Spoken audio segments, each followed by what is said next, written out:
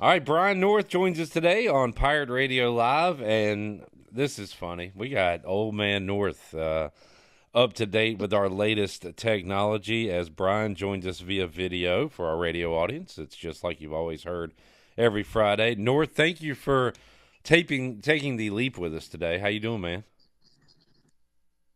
I'm doing good. I don't know if I feel comfortable about this. Normally when we talk, I'm picking my nose, I'm in my underwear, Yeah. I'm mowing the lawn, I'm doing something. Now I'm seen. Now I actually have to look somewhat professional again.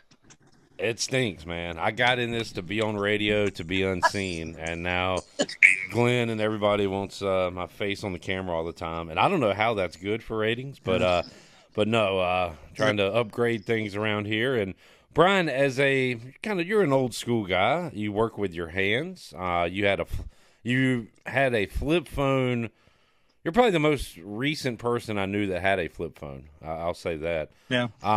So how have you handled the changes in technology in your job at WCTI 12 over the years? Yeah, so I've always said this. I know what I have to know to survive. I've never been a technology guy. I never owned a laptop computer, but in television, technology is always changing. So I've always been able to adapt to what I need for my job, but I am never an expert in any of this stuff. So if you come to me and say, hey, how do you do this? I'm the last guy. I don't know. I know how I do what I do. I don't know anything like that. I find ways to get it done, but no, I've never been a technology guy by any means. The flip phone was 10 years ago. It was 2014 when I graduated to this fancy video thing. And boy, has it changed the world or what? Yeah. All right. Brian North joining us today. Appreciate you once again joining us via the video for our YouTube and Facebook viewers. Brian, before we jumped on with you, I realized that I'm about out of questions when it comes to ECU football right now. As until a starting quarterback is named, I don't really have any like updates from the practice field or any. We've gone over everything at this point, so I'm about out of stuff to ask you when it comes to ECU football until Mike Houston names that starter, which I think could be coming up Monday. That's my thought, but we'll see how it goes. I, I'd be surprised if you named. Why would you even name one, right? You want to have it's Norfolk State, so I guess you're not maybe scared of them so much as announcing it, unless you just want to get anybody rally. But did I get the sense that Mike Houston didn't want one of them to enter the transfer portal immediately because he didn't want to announce one the other day? Yeah. And that's what it kind of feels like in this day and age. This is something you have to factor in. I thought it was interesting. He brought up Rio Johnson and Shane Carden. And I don't know if that was the best example because we never heard from Rio again, basically, and Shane went on a Hall of Fame career. But it's a great point in this day and age when it's so easy for people to get out of a situation by entering the portal or going somewhere and not fighting through. Sometimes you got to stick around and fight through things a little bit. So I think his point was just because one guy's the starter doesn't mean he's going to stay the starter. And that was the message to the other guy to not tuck tail and run. And we're talking about one of our quarterbacks. Both are transfers, but Jake Garcia has been at Miami, has been at Missouri, and was at Yeah. multiple high schools, right? So I mean, he's not Yeah. afraid to pick up his stuff and go elsewhere. That seems to be the case, right? And so, and I wonder, does Mike probably now, but does Mike Houston factor that in? Does he say, well, do I let Jake be the starter just to give him that shot so he doesn't run so quickly and Kate will stay? I don't. This is a whole new world now we're living in when it comes to transfer portal, NIL, all these things. So I would think NIL money makes them want to at least stick around through the season. But the psyche of kids is so much different now than what I grew up with or what I'm used to. I look, I have a hard time talking to the kids in our newsroom. They just think differently than I do. So different world we live in now, Clipper. Brian North joining us, and it seems like Brian, when we've gone into years with this quarterback battle, it eventually did work out with Shane. And like you said, he wasn't even named the starter. Rio was named the starter to start the season. But I was thinking back, you had of course, the Kemp Summers thing was just unfortunate because Kurt Benkert was ready to be your guy and be the man to step in after Shane Carden. He got hurt, so we were kind of thrown into that fire. But you had kind of a Nelson Minshew type thing going on. Reed Herring a few years later, and then Herring and Holton. And I don't know. It seemed like the years that we had Holton going in, or the years we had Carden going in, the years we had Patrick Pinckney going in, we knew who the starter was. We knew Dominique Davis was going to start. They tried to make it like it was a Dominique Davis, Brad Warnick thing, if I recall. But when there's been an incumbent starter, a guy we knew was going to be back and be the man, seems like this thing has gone better for the Pirates. Hopefully it'll work out this time with the battle we have. Yeah, and I think we keep hearing how high quality they are, and coming off of last year, like any quality would be good at the quarterback position, and with all of the other power position back, the running back, the defense, you hope the offensive line is better. The wide receivers, you still got to find a few playmakers there. I think there's some questions to answer at who's going to be the guy, the clutch guy. But no, I think you've at least stepped up the quality a little bit. So.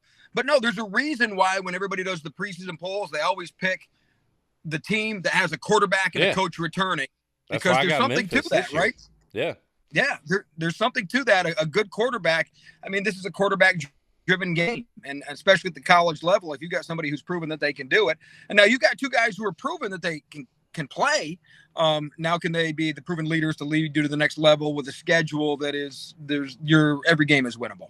And speaking of preseason polls and quarterbacks we know, NC State finds themselves in the AP Top 25 preseason poll. Usually it's North Carolina, and they'll get knocked out by week 2 or 3.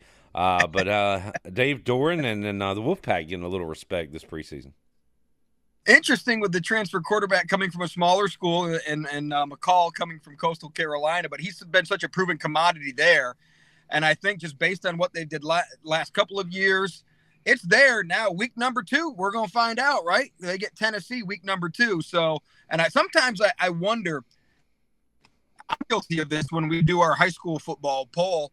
I see a matchup coming up. I'm like, you know what? Maybe I'll elevate this team into the top 10 just to make it a little sexier matchup. Okay. So sometimes you wonder maybe the AP voters and everybody's already looking at week 2 with them in Tennessee.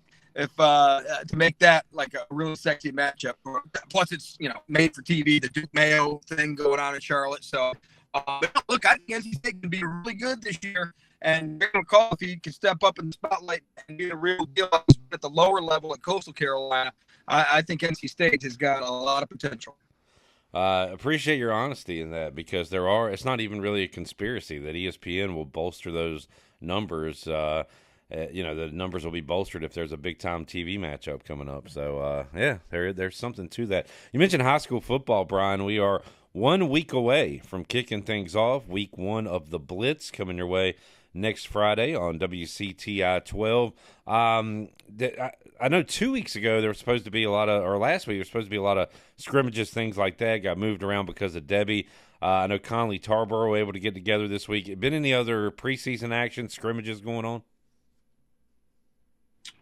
Yeah, there's been a lot that have been getting in this week, and it's just the coaches have had a nightmare of not only trying to figure out who they can play, but also trying to get in the conditions. A lot of fields are still wet, so they're still trying to figure out who can play and where. I saw even the Tarboro-Conley scrimmage was on a side field, right? So they had to not tear up their main field. So that's a lot. And then they go next week. Although the private school academy does have a real game tonight, so it's Punk Creek. They're taking on 4 o'clock. Brian, you're in a spot where I can't hear anything you're saying right now, which happens on your phone sometimes too. So. The downside of all this technology. Yeah, no. Maybe if I step outside, let's see if I move around. How about if I get outside my car in the heat? Brian's gonna hate us. Hey, dance for us, Brian. Do a dance for us. Oh, Brian, I'm sorry, man. Brian's gonna cuss me out via phone, via text after we're done here. How about did you find out anybody investigating who stole the helmets from Rose? Yeah, no, they found out it was a former player. Really? Kyle, yeah, a guy who played for Rose in 2017. Wow. He busted him yesterday. I'll think of his last name. He wasn't from what I can tell, he was a South Side transfer. I think he was. I had a guy on the team who played for South 3 years this year, and he wasn't great. He some of them great, but yeah, a former player who is currently enrolled at UNC Pembroke, and that's where they found 28 of the 45 helmets, I think, and they've returned a bunch of them. But yeah, it was a former player, which makes sense, right? He knew the locker room, knew how to get in. We have our helmets on the set with a blitz, and I'm telling you, I carry 4 at a time, and it breaks my fingers. Like 45 of those things. So he had to have some help getting them in and out, or a huge trailer to put them in. And apparently he was trying to sell them. Now, I don't know who buys helmets, but he'd stripped, I'm told he'd stripped the decals off of a lot of them. And apparently he must have sold some because they didn't find all of them yet. Wild story there. Interesting. Want to hear more about that one. Brian, what was your take on the Austin Dillon situation? You know, we talked to Mac McCarthy and our intern Jared are both big NASCAR guys. And on Tuesday, when Jared said they need to kick him out of the playoffs, I was like, that's pretty extreme. They're not going to do that. And sure enough, they did. So what do you think about that decision? So this is one of those where you got to be careful how you do things and be careful when you're too honest. Like his spotter was yelling to wreck him, right? And then he admitted, he's like, yeah, he did it. And so sometimes you have to deny culpability to make people think that you didn't really do it, and maybe you're better off. So, you know, what do we say in NASCAR? If you're not cheating, you're not trying. So maybe if you're not lying, you're not trying, because I think his honesty is what got him into trouble in this one. What do I think about it? Somebody made a great analogy. They said, if you had a track meet and the guy ahead of you was a few steps ahead and you swiped over and hit his ankles and he wiped out and you won the race that way, would they allow you to keep that win? And the answer is not in track and field. Now, I technically win, but it's a bonus to come into play. If it was, and you would not have tried to win it.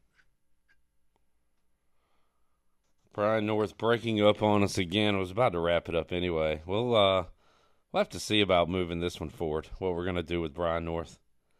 I think he's got like satellite blockers around him to keep technology out, and that's the problem. Is that what's going on? I am at the TV station, so that's probably the issue. But yeah, a lot of interference. North, thank you for trying this with us, man. I appreciate you. And look, we'll talk with you next week. We'll have a Florida State Georgia Tech game to preview coming up next Saturday. That's exciting. Right. And we'll get your best games of the week that you'll be highlighting on the Blitz. So we've almost made it through this preseason. We'll have real games to talk about. It's going to be awesome. And Brian, we appreciate you joining us, man.